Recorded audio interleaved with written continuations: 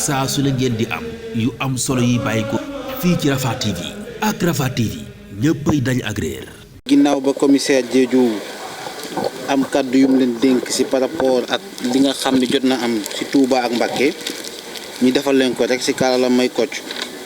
ci guddi 15 jàpp 16 avril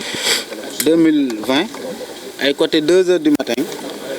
poste police bu Mbacké woo nañ leen téléphone maanaam le délégué de quartier bi moo leen woo xamal leen ne am na ay sambabo yi nga xam ni dugg nañ ci koñ bi foofu noonu am fa ñi nga xam ni jot nañ leen agressé si noonu poste patrouille bi nga xam ne ñi nga xam ne ñu ngi nekk ci biir dëkk bi di wër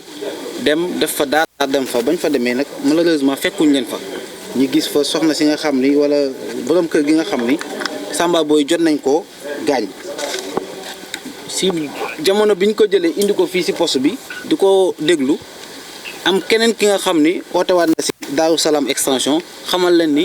am na ñu nga xam ne attaqué waat nañ foofu beneen kër si noonu commissaire bi ak ay éléments am génn dem pour xool ñooñu bañ demee ñu def benn reconnaissance dàqante ak ñoom di xool fan la ñooñu dugg jotuñ leen gis ñu retourné waat ñëwaat si fi ñu jógee xool seen trace yi ba mujj gi ñu topp leen bañ dem ba si dëkk bu ñu naan Boboleel foofu lañ dem làqatu woon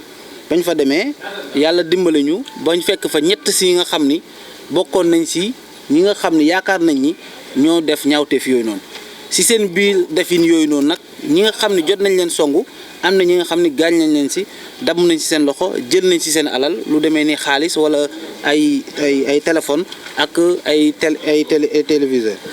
si biir loolu tamit am na benn ndaw soo xam ni bu am ay fanweeri at buñ ci jotoon a enlever yóbbu ko ba si àll bi ñu bàyyi ko foofu mais alhamdulilah mujj nañ ko gisaat fekk ko si àll bi comme ni ko commissaire waxee rek bañ demee def perquisition seen fi ñu leen fekk foofu noonu fekk nañ fa ay matériel yi nga xam ni dinañu jox yaakaar ni ñoom ñoo def ñaawteef yi nga xam ni moom lañ la ñu toppee mi association de malfaiteurs ñu mel ni lu mel ni ay coupe ay jaasi lu mel ni ay kuur yoo xam ne mën nañ see dóor nit di ci gaañe nit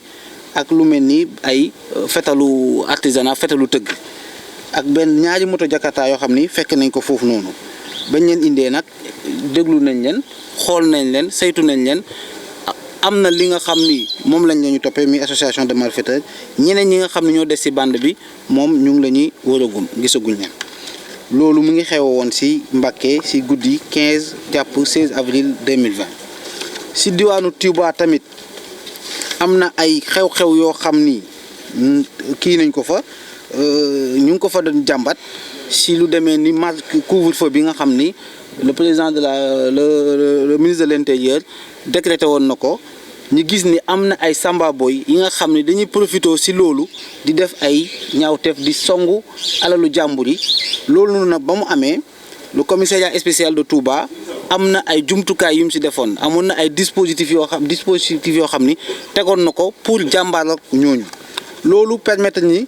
ba ci guddi 6 au 7 avril am benn bande bu fukki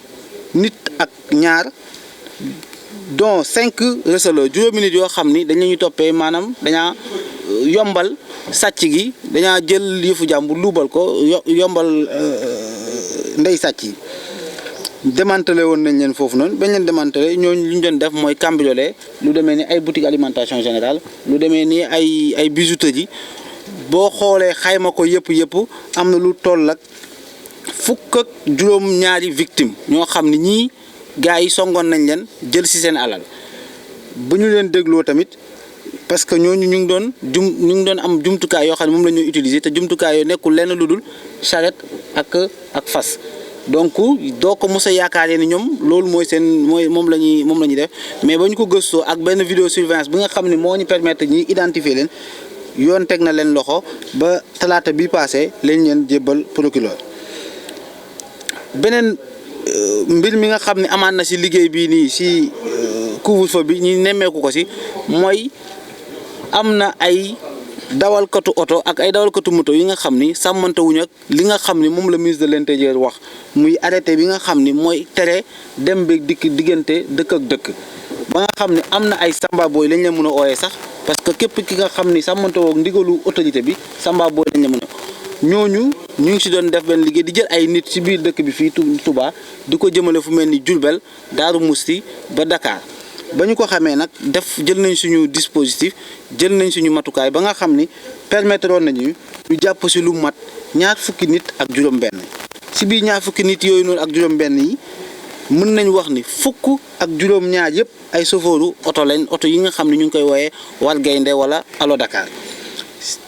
juróom-ñeent yi mu nekkoon ay conducteur moto Jakarta yoo xam ni ñoom tamit si loolu lañ doon def di jël ay clients fii di ko yóbbu si loolu ginnaaw bañ leen dégloo jébbal nañ leen procureur si fan yii nii ñu ngi ñuy. saa su la ngeen di am yu am solo yi bàyyi ko fii ci Rafah TV ak Rafah TV ñëppay dañ ak réer